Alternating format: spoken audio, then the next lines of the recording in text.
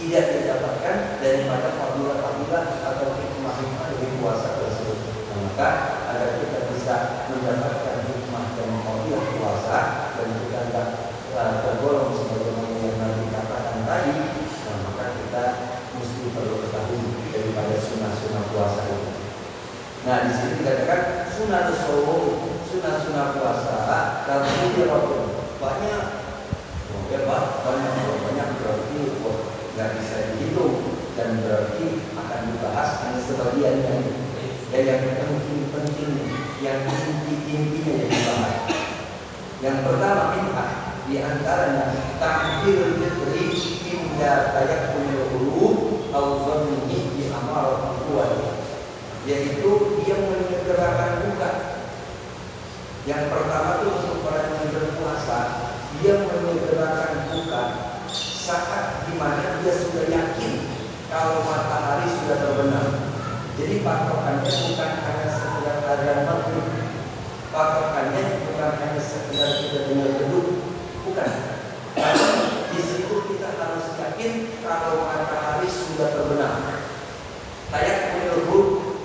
Nah, jadi maka disunahkan oleh yang berpuasa itu kalau memang dia yakin ini matahari sudah terbenam, walaupun dia tidak mendengar azan maghrib, walaupun dia tidak mendengar beduk, tapi dia saksikan matahari itu terbenam. Oh ya, berarti dia lagi di tempat yang jauh dari masjid, jauh dari beduk, dia nggak bisa dengar beduk, dia nggak bisa dengar azan, tapi saat itu dia dekat dengan matahari, dia bisa melihat matahari di waktu sore itu, di waktu akan terbenam di sebelah barat. Nah, ketika dia menyaksikan matahari terbenam, ini sudah masuk maghrib, dan dia harus yakin di situ. Nah, maka bagi mereka yang yakin dengan terbenamnya matahari, nah, auzon ini atau dengan sangkaannya, zon itu sangkaan. Sangkaannya di sini termasuk ketika kita dengar beduk, ketika kita dengar azan. Jadi azan, beduk atau tanda-tanda yang lainnya yang menjadikan kita sangkaan ini sudah terbenam. Azan dikumandangkan berarti matahari sudah terbenam. Sebab wajibnya kita buka itu kalau matahari terbenam, bukan hanya patokan maghrib, bukan hanya patokan azan maghrib. Jadi ketika kumandang azan dikumandangkan, di situ sangkaan kita, oh ini tandanya maghrib sudah datang, matahari terbenam. Itu. Nah, maka disini dikatakan atau dengan sangkaannya di amal quwwati, yaitu dengan tanda-tanda yang kuat, yang menguatkan. Tidak mungkin orang azan sembarangan. Ya pasti dia azan sudah yakin kalau memang waktu sudah masuk. Kalau patokan jam, kadang jam beda-beda. Ya jam saya sekian, berbeda 2 menit, beda 3 menit kan gitu. Yang mana yang harus diikuti? Ya jam sholat, jam kadang-kadang beda. Dan makanya kadang-kadang sudah azan, bisa keluar. Itu terkadang karena faktornya yang jadi patokan hanya jam. Nah, maka kita tidak boleh satu patokan. Jangan hanya menjadikan jam untuk patokan. Dan kalau azan kita harus yakin juga dengan muazzinnya. Ini muazzinnya orang yang betul-betul hati-hati bukan. Kan kadang-kadang ada muazzin yang asal-asalan. Asal-asalan itu pokoknya dia masuk maghrib azan dia. Dan dia nggak berhati-hati. Nah, maka kita yang puasa itulah yang jaga. Kalau kita kira-kira kurang yakin sama muazzin, dia orang yang tidak tahu betul tentang ketepatan waktu, nah maka kita jaga. Jangan segera baru langsung kita makan, jangan, tahan dulu sedikit. Karena sayang, walaupun hanya berbeda 1 menit 2 menit, jika memang itu belum masuk maghrib, belum terbenam matahari, kita sudah makan, maka puasa kita batal. Dan kita tidak dapat pahala.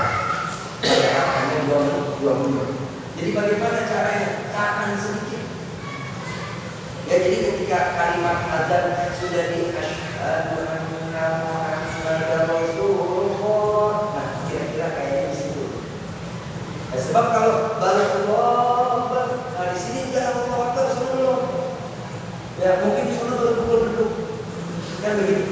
Nah maka biar kita agak aman ya berarti kalau coba lihat televisi coba ganti channel ya, channel ini azan, channel yang satu lagi masih berita, channel yang satu lagi lagi iklan kan begitu. Berarti itu beda. Karena bacaan memang waktu.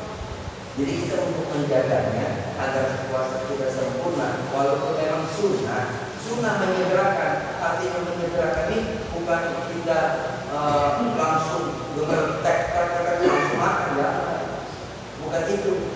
Menyegerakan itu bukan itu. Menyegerakan itu artinya ketika kita sudah yakin, jangan ditunda dengan sholat maghrib dulu. Kalau satu rakaatnya barangkali dia kok sholat maghrib dulu lagi sholat maghrib kan jadi enak makanya jangan batalin dulu. Batalin dulu puasa. Jadi dengan makan minum berdasarkan kira-kira 15 menit setelah dia makan minum ya lalu dia sholat tidak masalah.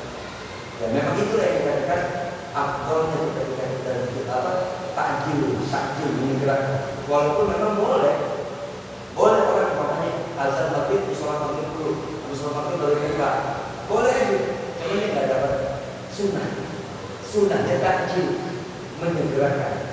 Ya, maka istilah orang yang minta itu membagikan takjil. Ya, tulisannya pakai kak lagi takjil. Ya, membagikan takjil. Takjil itu kan bukan takjil itu menyegerakan buka takjil itu. Ya, menyegerakan itu buka. Jadi itu berbuka puasa. Takjil menyegerakan. Jadi menyegerakan bukan. Kita bagikan tuh biasanya orang di jalanan ada yang pakai-paketan ke korma, ada airnya kan gitu. Apalagi kita atau kolak biasanya atau jus dan segala macamnya itu namanya takjil. Nah jadi sunnahnya itu seperti itu. Jadi sunnahnya juga bukan segera tapi juga jangan gegabah. Karena hukum agama itu mengajarkan kita untuk hati-hati.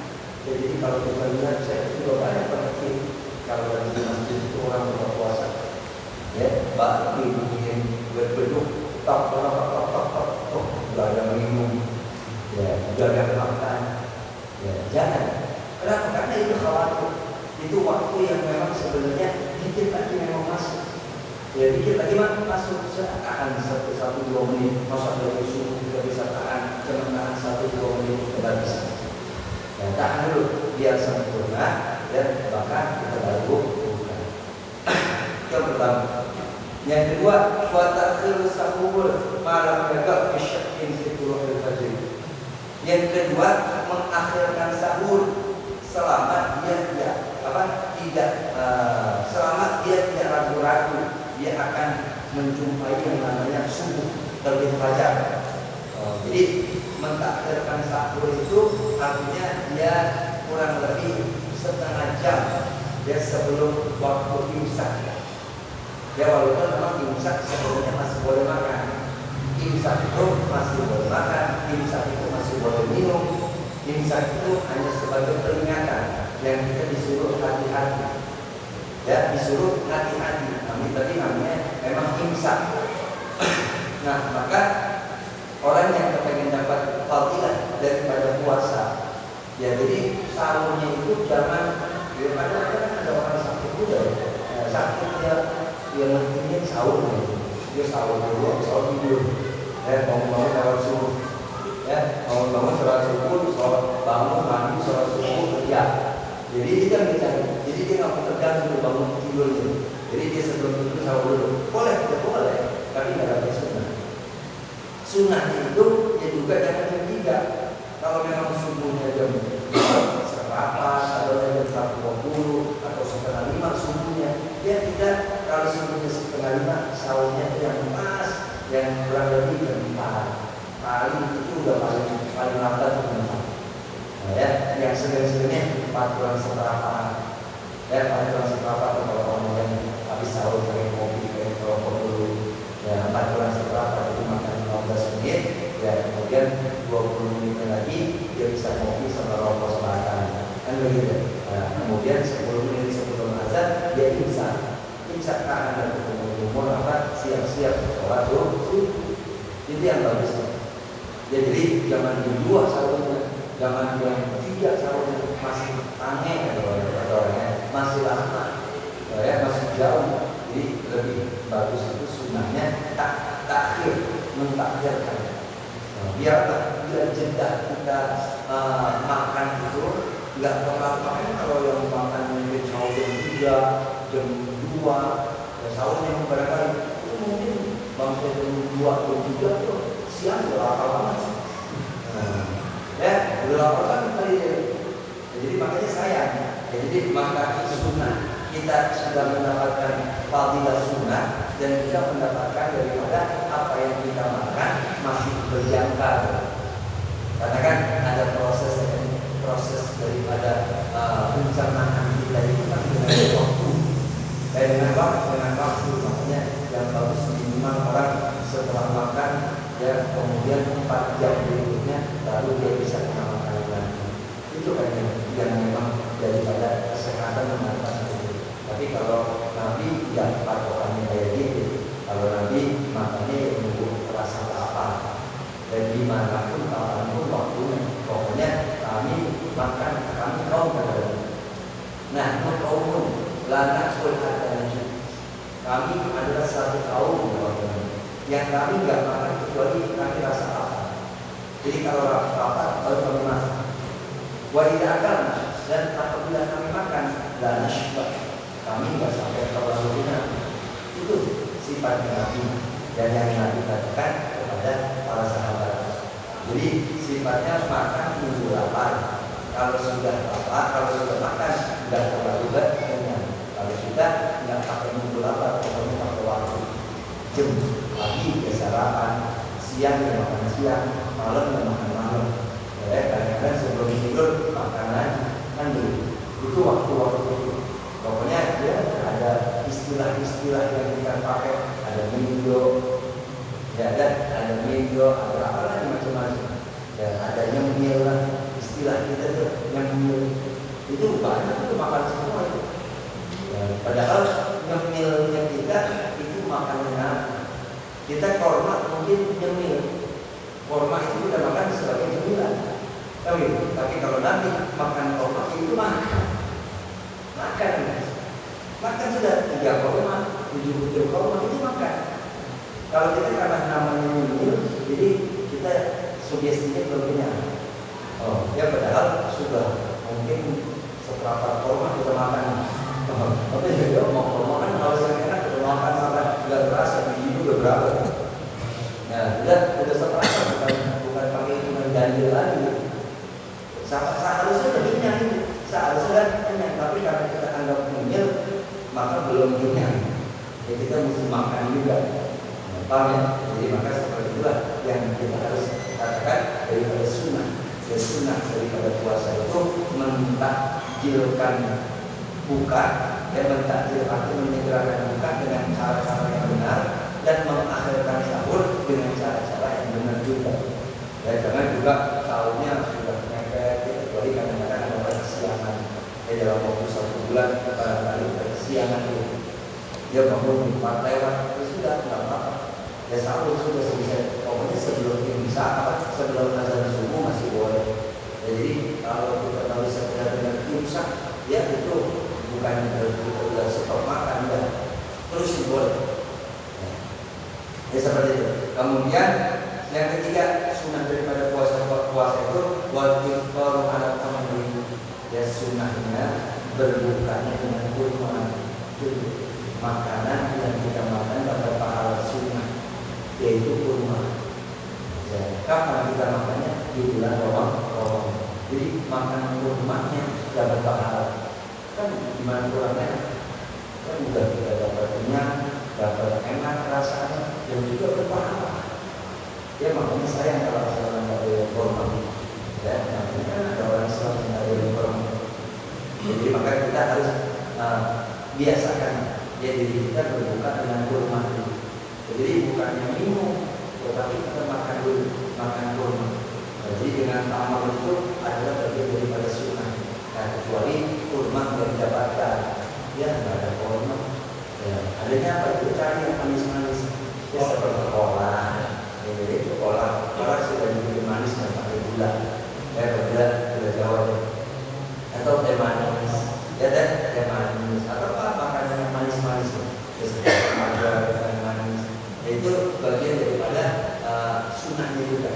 tapi sunnah yang utamanya adalah dengan kurma.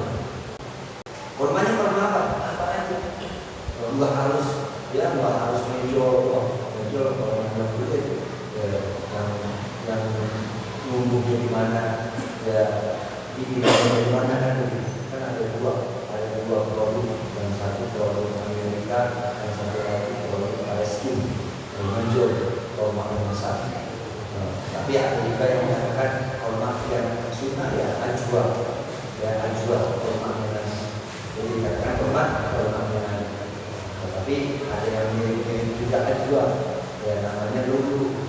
Ya lulu. Nah ini lulu ini mirip dengan yang ajwa. Ya kadang-kadang kita menjaga yang nakal, yang nggak takut, dia campur antara lulu sama ajwa. Juga mungkin.